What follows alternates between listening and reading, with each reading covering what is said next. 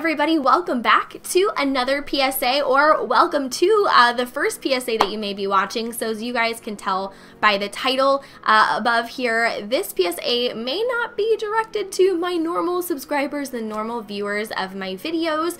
You may be a parent if your kid watches my videos, or you may be a parent that was directed here through a shared link, through Twitter, Facebook, one of those different things. But I wanted to use kind of my typical public service announcement video format to do a topic that I'm actually really kind of passionate about. As a parent of a young child myself and someone who has years of experience on social media, I've had a lot of questions come up recently about safety, privacy, how to monitor kids' activities online. Going back to Minecon earlier at the beginning of July, I had a mom ask a question during one of the panels that I was on about, was it okay for her child to use Skype to communicate with people that they had met on a Minecraft server?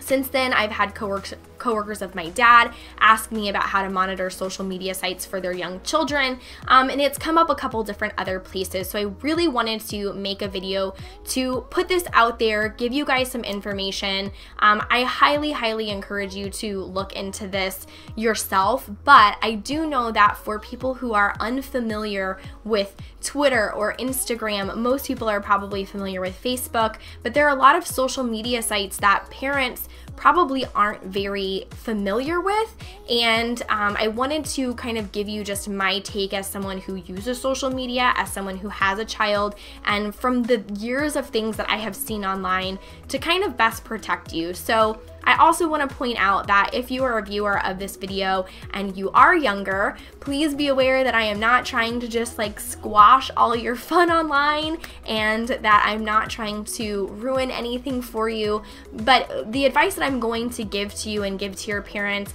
is done out of real concern. It's done because I want to keep you guys safe, and because I really want you to be able to use social media in the ways that it's intended for, and not have anybody exploit you or take advantage of you because you may not know how to either keep yourself safe, or you may not know how to protect yourself from people contacting you when it's not wanted.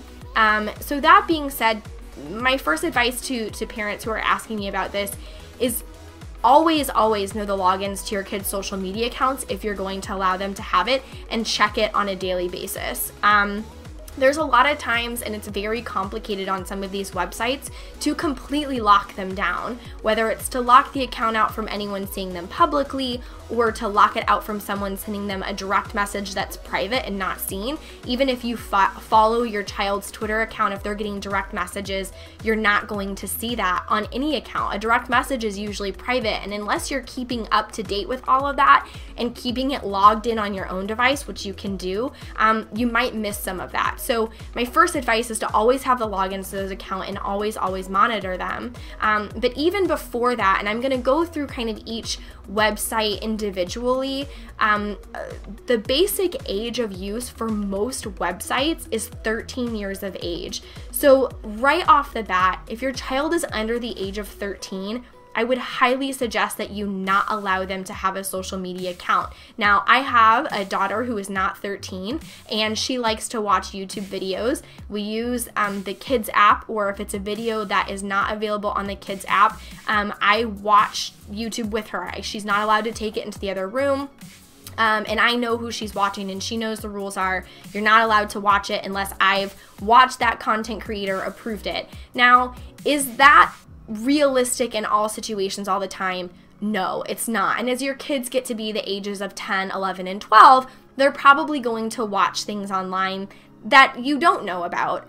But I would really highly suggest that you kind of monitor their activities, follow their iPads, and look at the links that they have, look at their browser histories, and follow along with the kind of content that they're watching if you're not able to watch it all the time. There is adult-rated material on YouTube, and not all of the time is it age-gated. Sometimes it's not. And so, you know, really a lot of the responsibility comes in checking that content for sure. There are websites that you are allowed to view things without having an account logged in. You can watch YouTube videos without having an account. You can browse Twitter without having an account. You can look at Instagram photos without having an account. So they can do all of those things without having their own personal account if that's something that's important to them. Having an account online just makes it easier for them to either A, post their own content online, whether you are monitoring it or not, and B, allows people to reach out to them and to talk to them, which is the scariest part of all of it, really. There's a lot of information that I've seen kids unwillingly give out or unknowingly. I've had people tweet me their phone numbers before and not realize that anyone can see that information, and it's because they're too young to really understand the consequences of that. In that particular instance, it was somebody who was under the age of 13, and I had to, contact her and say, hey, you need to take that information down. Like, I appreciate that you want me to call you, but you can't just post your phone number online. But someone on Twitter isn't always going to be there to safeguard your child for you. So really not allowing them to have it is the first step. So I'm going to go through each kind of site and let you know exactly what they say. So the first one is Twitter. That's the one that I probably use the most to contact people. I tweet, silly things, and people tweet me back and they send me pictures and things like that. So Twitter is really helpful to be able to communicate with other people. So for Twitter, it's not stated in their terms of service. It used to be, but it is no longer. However, their privacy policy states this: our services are not directed to persons under 13. If you become aware that your child has provided us with personal information without your consent, please contact us. We do not knowingly collect personal information from children under 13, but if we become aware that a child under 13 has provided us with personal information, we take steps to remove such information and terminate that child's account.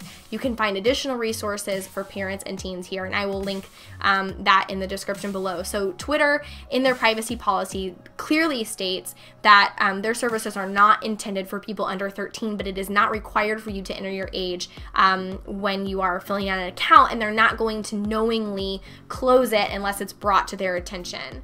So if you have a teenager who has a Twitter account and you're wondering how to make it a little bit more secure, there are some pieces in the privacy information under the settings that you'll want to go ahead and enable, and I'll walk you through these, and I'll also put it up on the screen so that you can see it.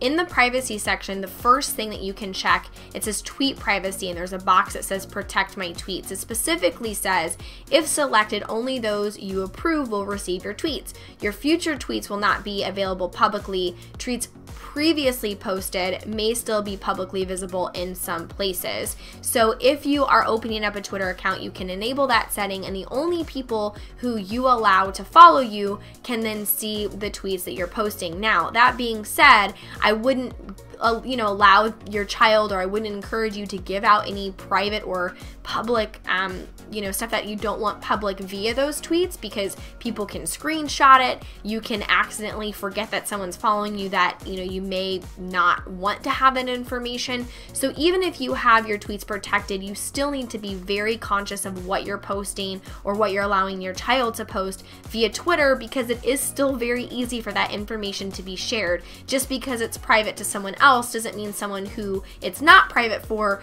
can't share it via some other form of social media. The other thing you'll want to turn off is the tweet location. Make sure that that is not enabled. You're not giving out your address or giving out your location at any given moment. You can delete your location information if it happens to accidentally get turned on at some point. That button is right there in the privacy section as well.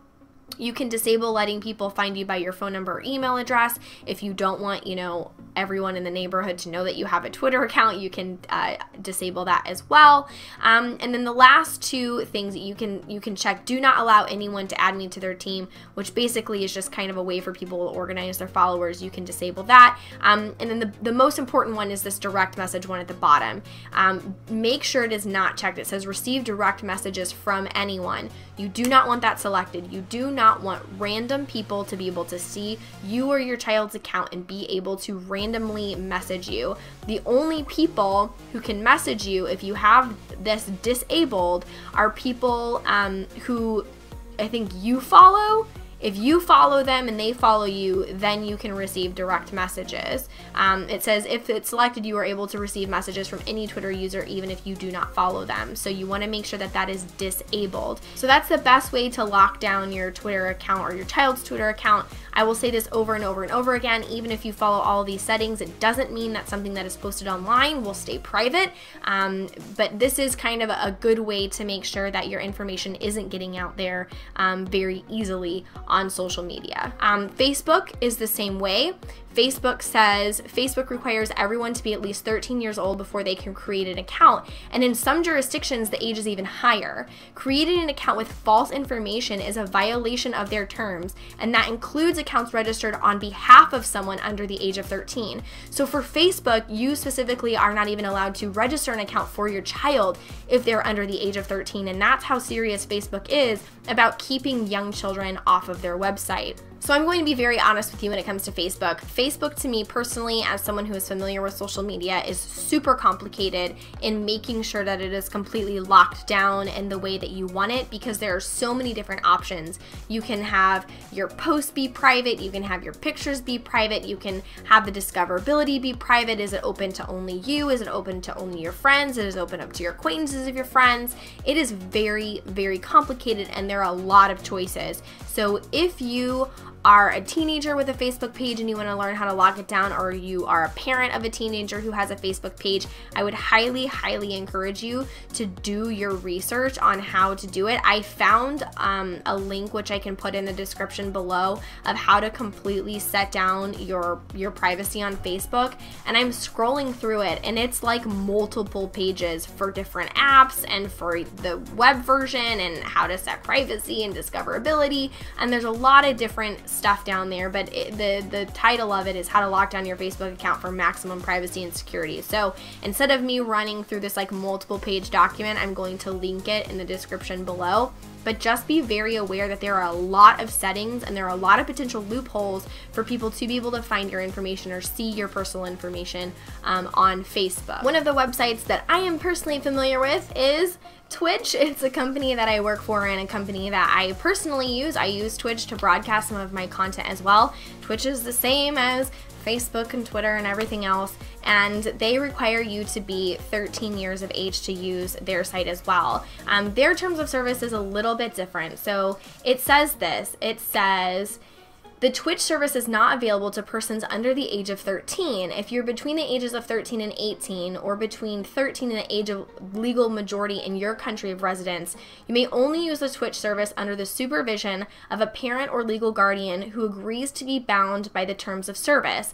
By downloading, installing, or otherwise using the Twitch service, you represent that you are at least 13 years of age and have not been previously suspended or removed from the Twitch service. So in this one specifically states, if you're between the ages of 13 and 18 or 13 and whatever the adult age, you can only use Twitch service under the supervision of a parent or legal guardian. So even to be 13 years old on Twitch, the terms of service say that you have to be monitored by a parent or legal guardian, and they have to be aware of your activity online. So in that situation, there's a lot of live content, there are a lot of mature broadcasts that go on, and that's a little bit harder for you to monitor. It's like a TV channel, you know, you're flipping through, some things are more mature, some things are more G-rated, some things are, you know, PG-13. So unless you're sitting there specifically monitoring what your kid's watching, is kind of like a YouTube thing, you're gonna miss out on that content. You may not be able to actually control what they hear or what they see, but Twitch says that they have to be at least 13, and if you're under the age of 18 or a legal adult in your country of residence,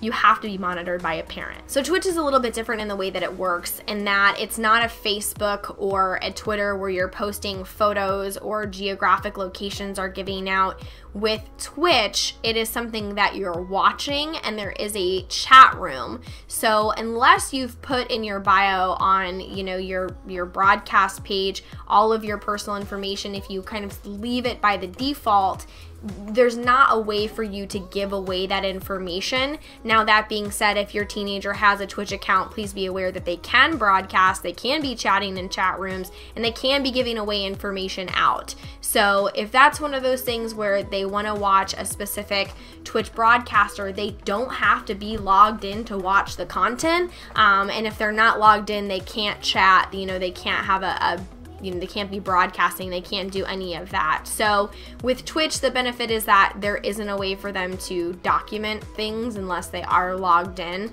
And in that case, I would recommend making sure that you're looking at what they're typing in the chat and who they're talking to in a chat.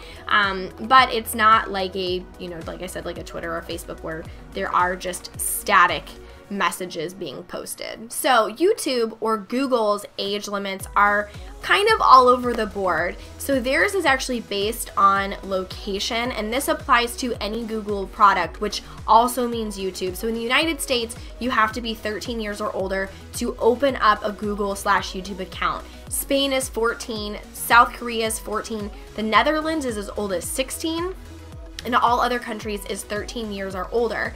Now, to be able to enable AdSense on your account, which is how you get paid for running YouTube videos, you have to be 18, which doesn't mean you can't upload videos on YouTube if you're not 18, but it does mean that they don't even allow you to make money off of those videos unless you're 18 years or older. So if your child is posting videos on YouTube, which, you can share videos and you can make them private, things like that, but they can't be a YouTuber or make money the way that a lot of the YouTubers they probably look up to can if they're under the age of 18, because they can't enable AdSense on their account.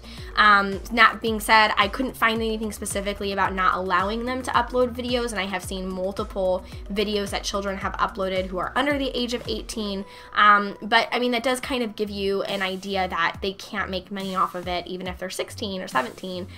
They can't enable the AdSense until they're 18 years of age. So in order to comment on YouTube, to be able to have that function, you're supposed to be at least 13 years old. When it comes to Google and YouTube, obviously the best way to keep yourself private is to not open up a Google Plus account. Google Plus is kind of like their attempted Facebook page where you can post like your birthday, you can share different information. So don't, open up a Google Plus page and you should be fine. That being said, I will also link something in the description below of how to lock those down if you do have one. And again, making sure that if you allow your teenager to post a YouTube video, you're knowing what they're posting and you know what information they're giving away. Things as little as if they're walking around the neighborhood doing a selfie and holding up a camera, they can give away your address very easily that way. So there's a lot of kind of tips to posting YouTube video, which is why I wouldn't recommend that someone under the age of 18 post a YouTube video. But just make sure that you're monitoring everything and you're looking at everything before it's being posted. And again, locking down any pages that you may have when it comes to Google or YouTube. And the last one is Instagram for sharing pictures. A lot of people use DMs through Instagram. That says, and this is according to their Tips for Parents page, which I will also link below, it says anyone 13 and older can create an account by registering email and selecting a username. So they just very plainly state anyone 13 years or older can open up an account. On Instagram, it's fairly easy to lock down all of your information. So basically you go into your settings, you edit your profile, and then you make sure that the private account setting is clicked on that, and that will lock down the photos on Instagram. Now, the one thing that Instagram actually does warn you on their help center online is that if you have your Instagram tied to your social media accounts and your social media accounts are not locked down, then those posts then are made public. So it defeats the point if you have an Instagram locked down but you don't have the accounts that are linked locked down. Now that brings up a good point that you should make sure that if you're going through all the trouble to lock down your stuff, that you're not then linking other applications or other websites to your account, which then can make your information public. So you'll want to keep a monitor on that for Twitter, YouTube, Instagram, Facebook, all of that. You can link other sites to those sites. And so you have to make sure kind of that everything that you have has the same security settings on them and that they're all protected at the same level. Now, Instagram also does tell you to be aware that even when you make your account private, people can send a photo or video to you directly even if they are not following you and you have a private account. So with direct messages, when it comes to Instagram, you need to make sure that you are safely locking all of those things down, that you are looking at those. I personally don't even open messages that come to me. So, and if I recall correctly, there is a way to make sure that people can't contact you. I think that there is a setting for that, but you'll need to do your research. With anything, research is the #1 thing that you can do to protect yourself. So even though I'm providing you with some of these tools, there may be information that I have missed or things that I wasn't aware of when making this video. Settings that have changed since I became a user on these different sites. So make sure that you do your research, but hopefully these are helpful links for you when it comes to locking down your accounts. So those are like the main ones. Now there's obviously apps like Kik or like messaging apps, and I haven't looked into those. I don't personally use apps like that. I don't have accounts on those. I know that there's like Snapchat and things like that. All of those are based on app downloads, and you would really have to look into those, but I could probably imagine that it's probably the same thing. About 13 years old is how old that they should be to able to have that. That being said, I have nieces who have iPod touches that they use to communicate with friends, which, you know, is all in you know, good faith because they're contacting people. It's like using a phone, but exposing your kids to accounts that are on the World Wide Web, that are on the internet, where anybody can contact them and pick them up and can pretend to be somebody that they're not, is a very, very scary thing. So I know that it'll be hard because, you know, my daughter's being brought up with me, who I have Twitter, I have Instagram, I have Facebook, I have all of these different things, and it's probably going to be hard at age 11 and 12 to tell her, you can't have an account, you are too young. It says in the rules that you're supposed to be 13 years of age to have that. And I really do feel like it's because it's very easy to accidentally give out information via these sites. Instagram has geotagging, which can give away, you know, your address or where you are. You know, Facebook, you can tag your location and give people where you are. Twitter has a location thing, and I've seen so many tweets from people that are like, oh, hey, Aureylian, and they have their location turned on, and I can see exactly where they were standing when they made that tweet. Whether it was on purpose or not, I feel like there are probably times where those are accidentally left on. And that can be very, very dangerous. They can give away your home address. People can know, like, oh, hey, I just got home from school. They can give away if, you know, their parents are home. And there's a lot of information that can be, you know, kind of second-handedly given out via these sites that if you're not 100% knowledgeable about them, it is a very easy thing to do to actually give out this information. So that's just my personal opinion about it. I know that some of you are probably 11 and 12 and you're like, well, I'm really mature for my age, which could very well be. I'm sure that there are some 11 and 12-year-olds that are very, very mature and probably are very knowledgeable about these social media sites, but it's still very easy for people to contact them, to send them a direct message. It is very hard to completely lock down an account unless you are also logged into all of your child's social media accounts on your phone. Which, I mean, if you want to do that, then I would recommend that 100%. But it's just very easy for people to get information about your kids when you don't know it. So the other thing that we can kind of touch on is Skype. And the feedback that I gave to that mom was, I said, I think it's a really bad idea. I think it is a bad idea for kids to meet friends on servers and either go onto a private server or give out a Skype name. I think those are all very dangerous things. There are ways to join things like a TeamSpeak or a Mumble, which is kind of like a different chat service that doesn't necessarily give out, you know, your IP address like Skype can do. There's a lot of vulnerabilities that Skype has that, again, unless you know exactly how to turn them off, could be giving away personal information that you do not want out there.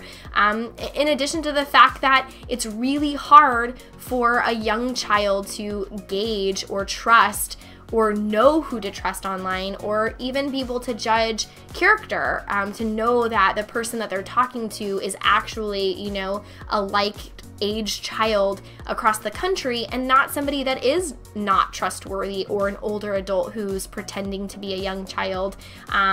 It's a very scary thing. The internet is a very scary, big place, and you can't always monitor who you're talking to. Even myself, I am very wary at, you know, 29 years old of who contacts me on Twitter, because anyone can upload a fake Twitter profile and say that they're somebody that they're not. So My advice for parents, and I'm very sorry if some of you think that this is an unpopular opinion, I just would say that it's not a good idea. It is not good or safe for your children, especially under the age of 13, to have an account. And in fact, if they're under the age of 13 on all of these websites, it's actually against their rules, their privacy policies, and their terms of service for them to even hold an account. And in all of those cases, if they are reported, their accounts will be shut down. And Facebook, even if you open it for your child, it's against their terms of service that way as well. So I hope that this is helpful for you guys. I hope that if you are parents who are facing, you know, children who are under the age of 13 who are really nagging you to get an account, I will gladly be the bad guy for you.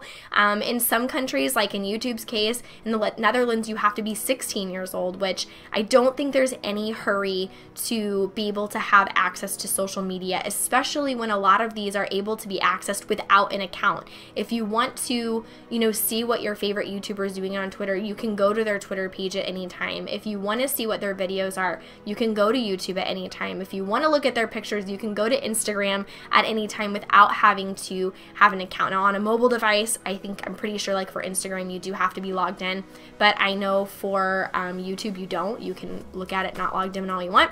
But yeah, so that's it. That's just my personal opinion. I know Facebook is a little bit more locked down also, but you know, it is a very scary place, and there is no hurry if you are a young child to rush onto the internet. It will be there when you are older, and you're not going to miss out on any fun. You are going to, you know, be just fine waiting until you're old enough to have an account. So I just really, again, want to kind of enforce that it is because I'm very concerned. I wouldn't change these rules for my own daughter. I would strictly follow these and will probably be even more strict on her, just because I work on social media and I see all of this stuff, and it is very important for people to know these rules and for them to be presented with all the facts before they, you know, let their kids have an account. So that being said, I know that this was a little bit more serious of a topic, but again, it's because I care about everybody and I want you guys to be safe and I want you to be able to have fun, and you can't have fun without knowing that you are safely protected and you are using everything the way that it was intended. So thank you guys so much for watching, and I will see you in game soon. Bye! Maybe you have depression and you feel like that depression label is what's holding you back. I have depression.